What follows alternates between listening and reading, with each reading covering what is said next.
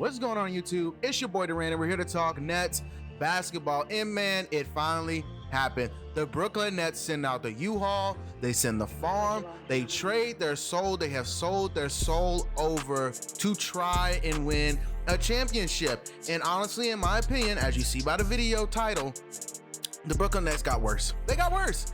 They gave up size, they gave up depth, they gave up 3 first-round draft picks, they gave up 4 draft swaps. I mean, if you have learned anything from your trade with Danny Ainge, is to not trade the farm or something that's not guaranteed.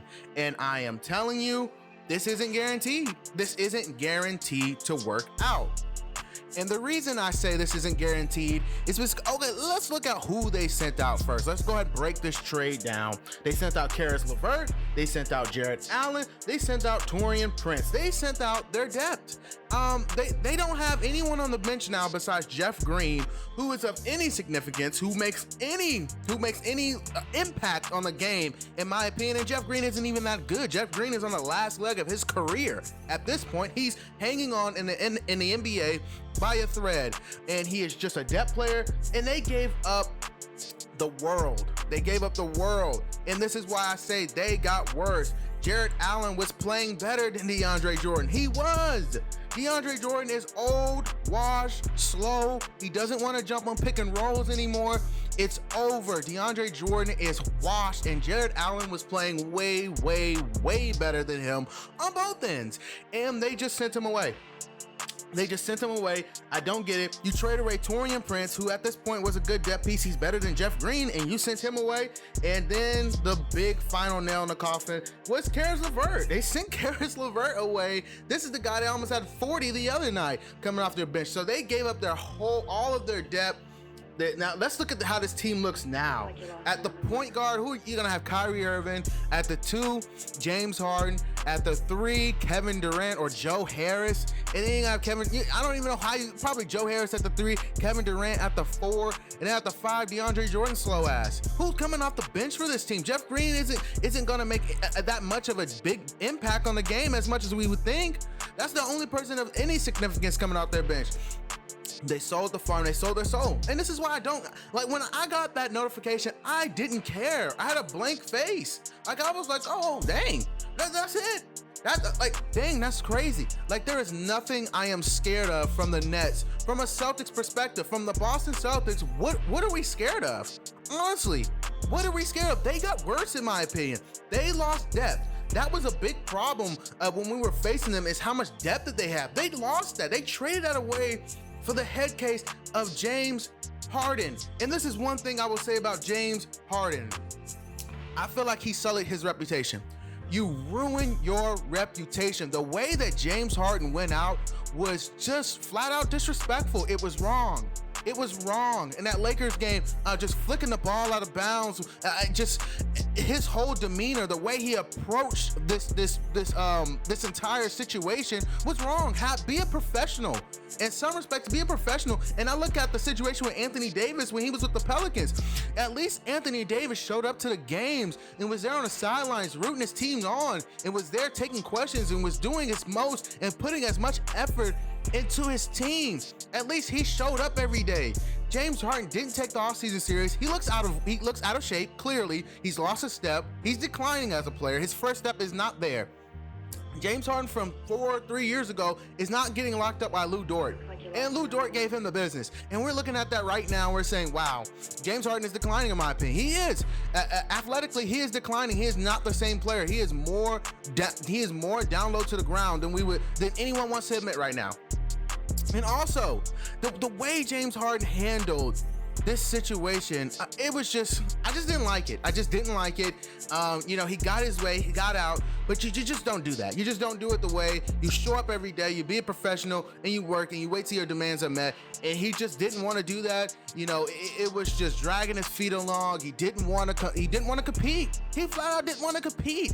And how can I buy into that and say that guy's gonna come here and buy into the system and take a back seat and sacrifice for this vision, for this goal, and try and win a championship? I cannot say that. I cannot say that. I cannot say that. I said this earlier in the year. James Harden on the Brooklyn Nets would be a disaster, and it looks about just as true as it did a couple months ago. It looks like it's going to be an imminent disaster. Kyrie Irving, we don't even know if he loves basketball anymore at this point. He is telling the team, I don't want to even show up. Like, people were saying that Kyrie Irving had left because he was protesting and all this for Beyonce. No, he just didn't want to show up. He just didn't want to show up to play. He pulled a Dennis Rodman. He just didn't want, not even a Dennis Rodman, because you knew Dennis Rodman was bought in. Kyrie Irving just didn't want to play. He just doesn't want to play basketball right now. No one knows where he's at. He's off the grid. Like Neo in the Matrix, he is off the grid. We don't know where he's at. We don't know what he's doing.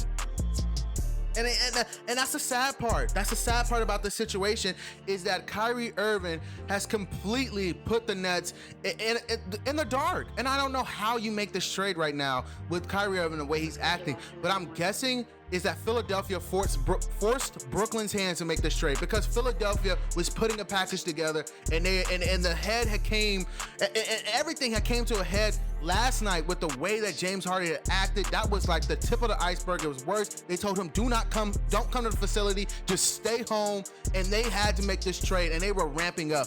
And Brooklyn had to make this trade now, and they had pushed for it. And honestly, they got worse. They just did. Defensively, where's your defense coming from? Is it coming from KD? Because Kevin Durant isn't the same defender he was in his prime with Golden State. He isn't. But prior to the injury, he is not the same defender. If anyone is watching, he is not the same defender as he was in Golden State. Kyrie Irving doesn't care about defense. James Harden is okay, but look, Joe Harris stinks. And DeAndre Jordan's too slow. Where is your defense coming from on this team? Where's the depth coming from on this team? They sold out. They sold out, and everyone's saying, oh, it's a race to 140 points with them. It's a race to 130 points. It don't matter if you're giving up 135, giving up 145 like the Atlanta Hawks. The Atlanta Hawks are a race to 120 points, but they give up 125, 130. They have no defense. And that's why I'm saying it doesn't matter about how much they can score, because it's only one ball. You put 3 isolation scores. And every big 3 in the NBA, at least one player has to sacrifice. Who is that player on the Brooklyn Nets? Honestly, who is that player on the Brooklyn Nets? And it's sad because the only one that we can think of is Kevin Durant, the best player on the team. And that is not the player you want to take a backseat to James Harden and Kyrie Irving. That is not the player. You do not want him to be a player playing in motion, a player playing off the ball and catching through situations. Albeit he can still do that because he is Kevin Durant, but that is not the player you want doing those things. At best, you want Kyrie or James Harden to decide. As I said, who is the player that's going to sacrifice on this team? I just don't see Kyrie Irving being that player. I don't see James Harden being that player. He could barely buy into Houston for a month while they worked out his trade situation. You think he could buy into taking a back seat? No. If I'm Boston, we're fine. We're at the top of the Eastern Conference. We're winning games. We can wait till the deadline and decide who we want, because a trade is coming for Boston. I'll tell you right now, a trade is coming for Boston, but we are waiting right now at the trade deadline, and we will pick and choose who's selling, and we will make a good deal. Nothing that we will sell our soul for. There is no deal that we are doing that for. But like I said, the Nets got worse, and I'm unbothered. That team, I'm completely unbothered by that. And let's go ahead and look at some of the other players. I'll talk about a little bit of the other trades, like it matters, honestly. But Karis LeVert going to the Pacers, that's good. He'll flourish there. He finally has a team that's going to allow him to take as many shots as he wants. Karis LeVert be a sneaky all-star pick. And then Jared Allen going to the Cavs. I mean, God, that's just such a bad. They shouldn't have sent him. And I get it. I get you wanted to bring Harden in, but man, Jared Allen's playing so much better than DeAndre Jordan.